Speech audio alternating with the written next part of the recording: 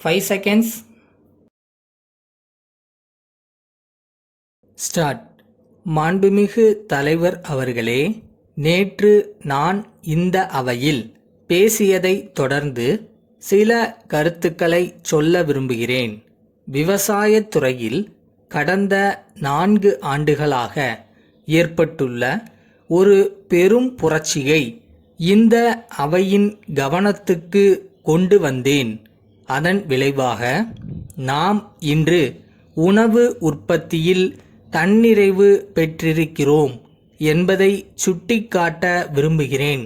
ஒருவேளை இன்னும் சில ஆண்டுகளில் வெளி மாநிலங்களுக்கு உணவுப் பொருள்களை அனுப்பும் நிலையை அடைவோம் என்று எதிர்பார்க்கிறோம். இவ்வாறு உணவு உற்பத்தியில் உச்சநிலையை அடைய காரணம் அரசின் நல்ல கொள்கைகளும் அவைகளை தீவிரமாக அமுல்படுத்தியதும் என்பதை யாரும் மறுக்க முடியாது. இன்று விவசாயிகளுக்கு ஊக்கம் அளிப்பவை அவர்களுக்கு கொடுக்கப்படும் குறுகிய கால கடன்கள் மற்றும் நீண்ட கால கடன்கள் ஆகும். இவை விவசாயிகள் வட்டி கடைக்காரர்களை தேடி அலையாமல் காத்து அவர்களை நல்ல முறையில் ஈடுபடுத்தி கொண்டிருக்கின்றன என்பது குறிப்பிடத்தக்கது. இத்துறையில் நிலவள வங்கிகள் ஆற்றிய பணியை யாரும் குறைத்து மதிப்பிட முடியாது.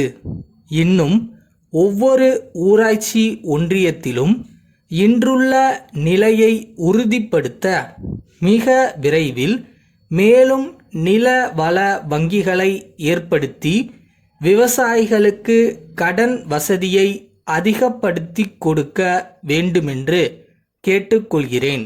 அடுத்தபடியாக ஆளுநர் உரையில் விவசாய பல்கலைக்கழகம் ஏற்படுத்துவது குறித்து குறிப்பிடப்பட்டிருக்கிறது.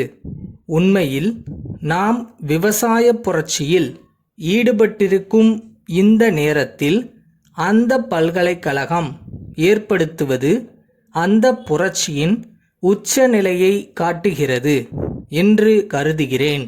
மதுரையில் ஒரு விவசாய கல்லூரியும் கோவையில் உள்ள விவசாய கல்லூரியும் விஞ்ஞான முறையில் ஆராய்ச்சிகள் நடத்தி அதிக விளைச்சல் கொண்டு வரும் புதிய நெல் ரகங்களை கண்டுபிடித்து உணவில் தன்னிறைவு நிலையை அடைந்திருக்கிறோம் என்றால் அந்த பல்கலைக்கழகம் ஏற்பட்ட பிறகு விவசாயத் துறையில் இன்னும் பெரிய மாற்றத்தை எதிர்பார்க்க முடியும். இப்போது கோவையில் ஏற்பட போகும் பல்கலைக்கழகம் 2 கல்லூரிகளை மட்டும் கொண்டதாக இருக்கிறது.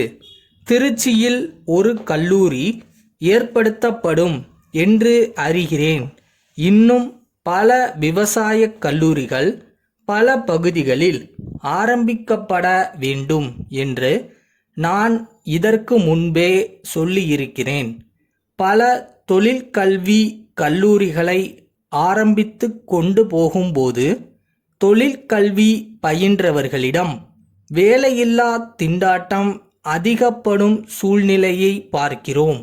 எனவே விவசாய பட்ட இளைஞர்களை வேலையில்லா திண்டாட்டத்துக்கு ஆளாக்கக்கூடாது. அந்த நிலையில் மேலும் கல்லூரிகளை திறப்பது சிறப்புடையதுதானா என்ற கருத்து நிலவலாம். ஆனால் நான் சொல்லும் விவசாய கல்லூரி வெறும் பட்டதாரிகளை உற்பத்தி செய்யும் கல்லூரியாக இல்லாமல் விவசாய வேலையில் ஈடுபட்டுள்ள வயது வந்தவர்களுக்கு அவர்களுடைய ஓய்வு நேரத்தில் 2 அல்லது 3 மணி நேரம் கற்பித்து பிறகு டிப்ளமோ அல்லது சான்றறிக்கை கொடுக்கும் கல்லூரியாக இருக்க வேண்டுமென்று கேட்டுக்கொள்கிறேன். மதுரை விவேக் கூட்டமைப்பிலிருந்து. கோவை சுந்தரம் கூட்டமைப்புக்கு எழுதும் கடிதம். அன்புடையீர், எங்களுடைய புது இயந்திரத்தை அறிமுகப்படுத்தி நாங்கள் எழுதிய கடிதத்திற்கு தாங்கள் அனுப்பியுள்ள பதிலிலிருந்து அந்த இயந்திரத்தை சந்தையில் நிலைநாட்ட தாங்கள் முழு முயற்சி செய்ய விருப்பம் உள்ளவர்களாய் இருக்கிறீர்கள் என்பது தெரிகிறது.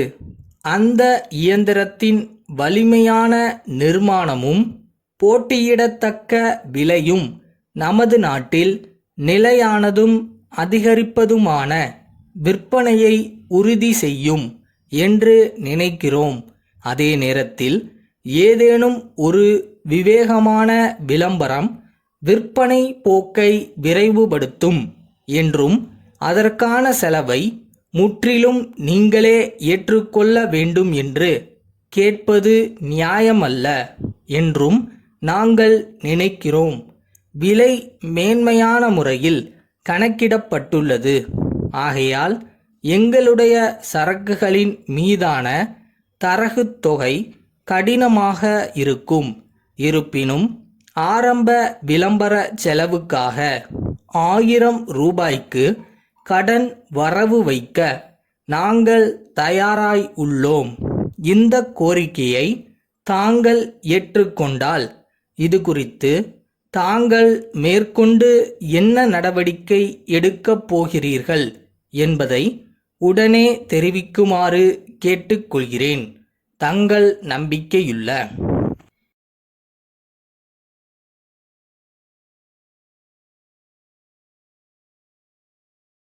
உங்களுக்கு பின்னாடி ஒரு பெரிய வைராக்கியமும் வெறியும் இருக்கு. நினைச்சதை எவ்வளவு தடங்கள் வந்தாலும் நான் சாதிப்பேன்றதை மட்டும் மனசுல ஃபிக்ஸ் பண்ணிக்கோங்க.